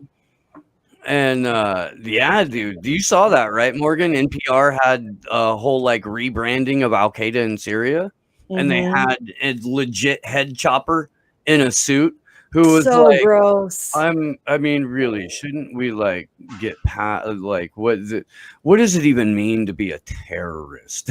I'm not kidding, dude. Really? Yeah. Yeah, I you mean, didn't see obviously, I knew that? about the whole like moderate rebels rebranding. Oh, they're bombing Idlib. Don't talk about the people who are running Idlib right now. Mhm. But no, when was this? Just a couple months Recently. ago, a month Yeah. ago maybe. There's like a free for all on rehabilitating war criminals right now. Let Like, me they're trying to- see if I can. Well, if they rehabilitate Al Qaeda, does that mean we get to end the Patriot Act because we don't need it anymore because they're our friends again? No, dude, come on. You know that's not how it works. Yeah, UMF too. Yeah. Yeah, no. Yeah, the stuff that they've been doing with George W. Bush is fucking gross.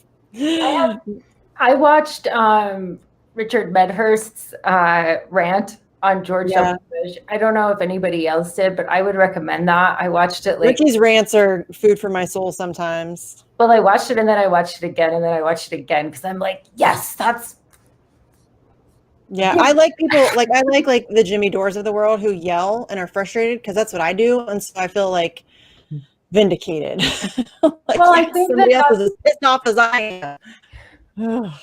well, for sure. And that's like, I mean, I think just even today going over some of this stuff that's still going on, I mean, that's part of the thing that was so great about WikiLeaks, being something big enough that could somewhat fight against that. And, here we are. I mean, all of us, like, I think that's so, I love when you're on, Morgan, because when we were out in DC, that was just so freaking awesome that you were there reporting on us. I mean, it was a huge monumental thing going on. And there was like, I love that that's how we all met, Yeah. I And think we all the like first we've time talked about this Morgan, before. It's so like random. Like we all met each other in weird different ways, but like this thing kind of brought us together, you know. I think the first time Morgan covered one of our protests was our second day of actions in February of 2020 at First. Chelsea Manning's prison. No. No, No, first it was day. in front of the Opening White House. day. Okay, In yeah, front of the yeah, White yeah. House. Yeah. Yeah. And that Morgan yeah. was the only ones that covered Morgan and Burmis came, Mhm. right? Mhm. Yep. To Morgan, I just DM'd you the and it's PBS Frontline, not NPR. But I DM'd you the tweet where they put it out.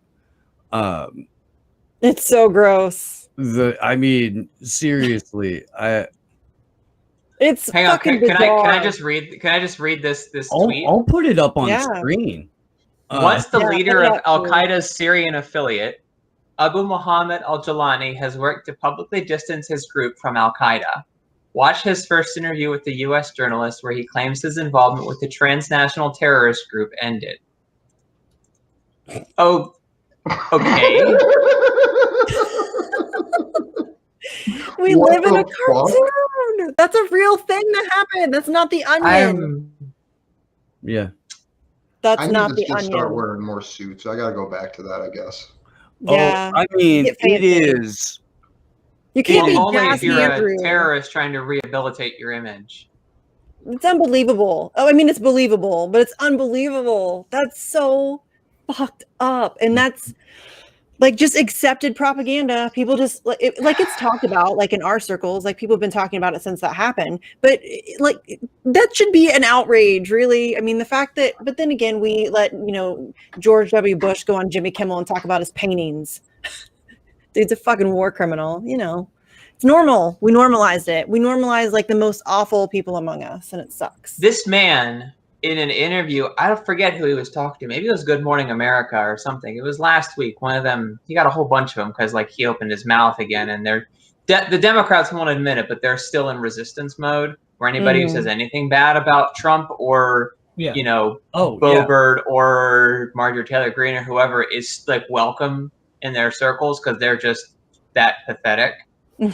But it really is. It's just so pathetic. They're all obsessed with scoring points on this nobody. Like Marjorie Taylor Greene is like crazy as crazy gets. She is, and she's a complete fucking. They're making her somebody. That's the thing. They're turning her into something. Literally it. They are. I mean, that's the thing. That's exactly what they did with Trump in 2016, right? Well, like, she's the Leslie Moonves said Trump may not be good for America, but he's great for CBS. Yeah. You know what I mean? They're doing the same damn thing. That's why when people try to pretend like there's two parties, there's not two parties. That doesn't exist. They all work together. It's like a show. It's a show. Like behind the scenes, they're making sure that Joe Manchin can be the heel for the Democrats, and they're making sure that they have just the right amount of votes to not let something that would be helpful to people pass. And they elevate these crazy people like Marjorie Taylor Greene, and she's a distraction. She is the thing for you to look at while they're completely fucking you over.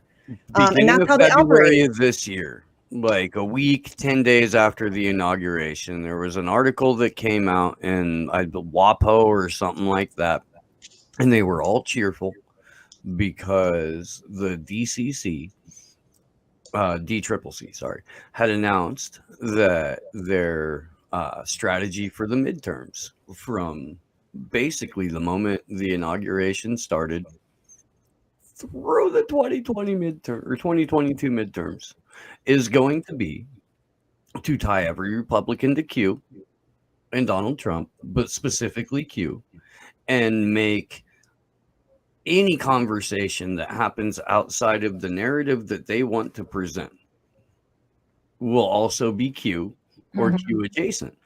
And as soon as they announced this, that's when Slow News Day started getting the QAnon context warnings for debunking QAnon on the show.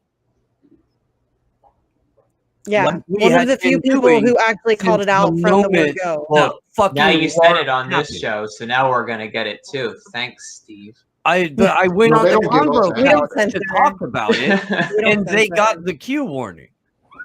They did. Yeah, I mean, no, actually, it was a different subject. But like we had just spent oh god, way too long. Glory Jones and I. Big shout out to Glory Jones. Glory. We had just spent way too much time forcing ourselves to watch these Davo panels. And then watch the narrative management factory go into high gear. So we had done a couple of shows breaking that down where we'd like talk about what happened on the panel or on the half an hour of the panel that we were allowed to see before they went to the breakout rooms and the public was no longer invited. And then we would talk about, you know, what happened in the news after. And like where the narratives went after, and we drew, you know, a number of straight lines, and we got a QAnon context warning. They disappeared. They don't stick around forever. Just long enough to damage your video if somebody's coming along and is new and is like, QAnon, fuck that. No, not realizing that we are picking apart, you know, the exact narratives that QAnon is peddling and deconstructing them. The fucking one of the things that the show has done from day one with that garbage was be like, this is a clear psyop. Do you understand what's going on? There were two fucking wonderful narratives that needed to happen: Russiagate and QAnon. And it made everyone crazy and everyone stupid. And they're kind of the same thing, but different. They really it guarantees you support 50% of the state. But and 50% see, of the status quo state. Joe Biden's a hologram and Donald Trump actually won the presidential election. There's 10 million unfucking released. I actually think it's like a couple thousand, 10,000 or something unreleased fucking indictments. Like, aren't you following all that, man? John McCain's not dead. He's in Gitmo. It's a great reason to keep Gitmo open. True, Great excuse for when Trump took office and said, "I'm not." Vladimir Putin is He's the going only to one hack guilty the there. grid and freeze your grandmother. Yep. Like and fucking and look and both of those narratives. National security Mad Libs right here. We try. Just fill it in. I need a head of state. I need a conspiracy theory. It really We should write it's some breaking do news. that. I need a Headline CIA news black for site. 5 years. Fill it in. We should Force totally them write that deep Mad state Mad Libs. Libs. Can we do that? Can somebody, Steve, you're a Yes. good writer. Do it. Morgan, you're a good writer. Work together. Do it. Do it. Deep state Mad Libs. Oh fuck yeah, that's right. Thank I'm you, not even, I Alan. love JFK Mad Libs. Jr. JFK Jr.'s alive. JFK Jr.'s alive, and he's coming back on election day. He's coming back on inauguration day. Didn't you see the video that his JFK Jr. grandkids is put now out? the rapture. That's where we're at.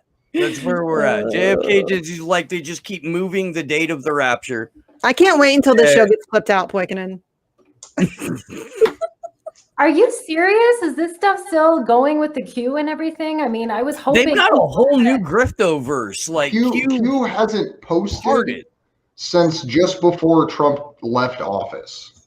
The last It's so hard to tell if it's acquired a mind of its own because Americans are just like dumb bricks, or if it's like people are like really going on and being no, there are we need this to go in a certain direction now where everyone's going to think it's March 4th, you know, because, you know, that was when they used to be inaugurated or whatever the fuck was going on with that. And it's like, from my perspective, I live in DC, and what that shit meant was it meant that a large portion of downtown is closed off and there are 10,000 troops occupying my city. Yeah. See, it's the same issue, right? QAnon is blue anon, right? You have those people that believe like Bernie Sanders is going to take down the oligarchy, right? That still to this day believe that. Like I remember in the end of 2016 where people were like, no, Bernie Sanders is still going to win. The Electoral Oh, College what was is that going to dude's vote name? for Help him. me. The dude. You guys knew who I'm talking about. I H.A. don't- Goodman. Oh Yeah. God. Whoa. Oh, so hey, Josh said Whoa. 9 minutes. Sorry. Oh, okay. Well, maybe Yeah, we we should do. close out then because we want to give Morgan an opportunity to we have all of us here tonight, which is so cool. It's fun to have all I of know, us. it's fun to see you all. Yeah. You This guys. is good stuff. I like it. Okay. Anyways, yeah. Should we close out or I don't even remember what we were talking about now. Going on. Yeah, Going we on. can Going close on. So out. Morgan, if Yeah. you could give us some final thoughts and let people know where they can find you and any events you have coming up with any of the groups you're involved with. Don't follow leaders and watch your parking meters. I don't know. Awesome. Damn good Um, advice. Great Yeah. advice. I mean, I'm a writer at Sputnik. I write for Liberation News every so often. I write for some other places. I had an op-ed in the China's Global Times recently. That was pretty fucking cool. You should check that out. Other than that, you can catch my ramblings and rantings and cute pictures of my cat on my Twitter account at Lavender and Red. Yeah. Awesome. And my name is Kendra Christian, and you can follow our Denver group on Twitter at DNVFreeJA. That's our Free Assange group in Denver. So, and if anybody is in Denver or knows people in Denver, please have them contact us and DM us and join us for one of our events. Our next event is going to be May 8th. We will have a rally there. More information will follow online for that. And Morgan, you have won over my heart even more by your Bob Dylan line. That's awesome. And thank you to all my co-hosts. It's so good to be here with you guys tonight, and to all of our chat and wonderful guests, and of course, Sleepy. So see you guys soon. My name is Andrew Smith. You can follow me on Twitter at Andrew Zigman. You can follow all of us on Twitter at action_4Assange. We don't have any current calls to action up on the website, actionforassange.com. That will be changing eventually. We're going to get that figured out. But all of the old ones are still absolutely relevant. We have the emails of like every Australian parliamentarian. We have tons of congressional emails in there. I have a trying call get to the next thing action. out there. Share billboard? the GoFundMe link. Yes. I'm going to put that in the chat again. Sorry, I didn't mean to interrupt you, but No, that's no, a you're good one. good. You're good. Do it. Donate if you can. If you can't, that's cool. But share because that helps. Sorry, Andrew. Continue, sir. No, you're okay. Thank you to everybody. I love all of you. That's it, really? That's it. I lost my train of thought. I just put the link in the Damn it. chat for the See, I'm billboards. such an asshole. I always interrupt people like that. My brain. Sorry. Anyway, I'm Misty Winston. You can find me on Twitter at Sarcasm Stardust. I have another show with my friend Jesse Zerwell, Facts on the Ground. And then I have another show called Bitch with Comrade Misty, which is a lot of fun. Trying it different tomorrow. It's Wednesdays at 7 Eastern. Tomorrow I'm trying it a little bit different because I have no idea what I'm doing. This all came together in 36 hours, so I'm totally winging it.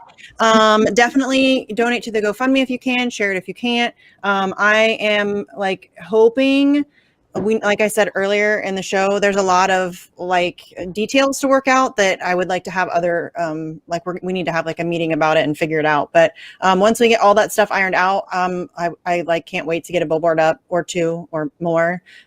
Keep donating to that. Like I increased the goal because it went so well so fast. If we can get billboards up in multiple states, being seen by hundreds of thousands of eyes in each state, that's a huge opportunity to boost awareness and to get people paying attention. So yeah, definitely share that, donate if you can. And I think that's it. So yeah, just if you want to hang out at 7 tomorrow, Comrade, Bitch with Comrade Misty, Sleepy J helps me with that and I love him for it. And it's fun. I like to rant, so it's fun. It's a good time. And you get to tomorrow it's gonna be more chat focused, so you can come rant with me. So yeah, that's it. Thanks guys. And thanks Morgan and Eric earlier for being our guests. It's always a good time. Oh, yes, Eric. Yeah. Please don't forget Deepa's event. I forgot to. Oh yeah. What that's May 8th at 8 a.m. Greenwich Mean Time. Deepa Driver very wonderful human being Love her. and friend of the show, has organized the oh man, there's a whole big long name for it. It's like the whistleblower or something convention or hold on. No, it's not it's like Not convention, but festival. yeah. They want it to be a celebration. It might even be a celebration of whistleblowers and accountability. Whistleblowing Fest is Yeah. the .org is the website. Yeah. If anybody's interested. And We it's should be going to celebrating go for whistleblowers. it's going to go for like 12 hours or Yeah. 17 hours or some Amazing, yes. ridiculous amount of time. But there will be all kinds of wonderful people there. And yeah, definitely. When you can make that, check it out for sure, because it starts streaming at midnight California time, the morning of the 8th. And so yeah, really, no matter what your sleep schedule is, you'll be able to catch some of this, and that'll be fantastic. My name is Steve Boykin, and I host a show called Slow News Day, which you should be watching on Rockfin, because I don't even know why we have a YouTube channel at this point. Like, I don't know why they'd let us have one. We'll stay until they kick us out. We've been thrown out of better bars by bigger bouncers. Don't really, we're going to be live streaming on Odyssey now, which is awesome. And if you would like a free alternative to YouTube, there you go. We'd like to push that pretty hard. They're getting attacked pretty heavily by the SEC. It's not cool at all. That's a topic for another time. Also host Anonymous Bites Back now with Mark Lubers and a number of other Anons and Glory Jones. A bunch of stuff going on. This is my last vigil night. I got way too much going on that I can't. And I've got a bunch of big moves coming up, like relocating and shit like that. Yeah. Whole lot of wild stuff going on. I will be on Aftermath FM in a couple of hours. For a couple of hours. Going to start being a regular guest on the show that goes up against Coast to Coast AM. It has a rather large listening audience. Have a radio show out of KCO in negotiation right now. Yeah, a lot of stuff. Big thanks to Eric Harvey, Morgan Artyukhina, Sleepy Josh on the ones and twos, Misty Winston, Kendra Christian, Andrew Smith, everybody who's been watching. Oh, and don't think for a second like we won't be organizing events. There won't be like a whole bunch of like in-person actions and like panels and fucking a whole bunch of I actually get to do more activism this way, and that's fucking awesome. Thanks for hanging out, guys. You fucking rock. We'll see you soon. Good luck to us all.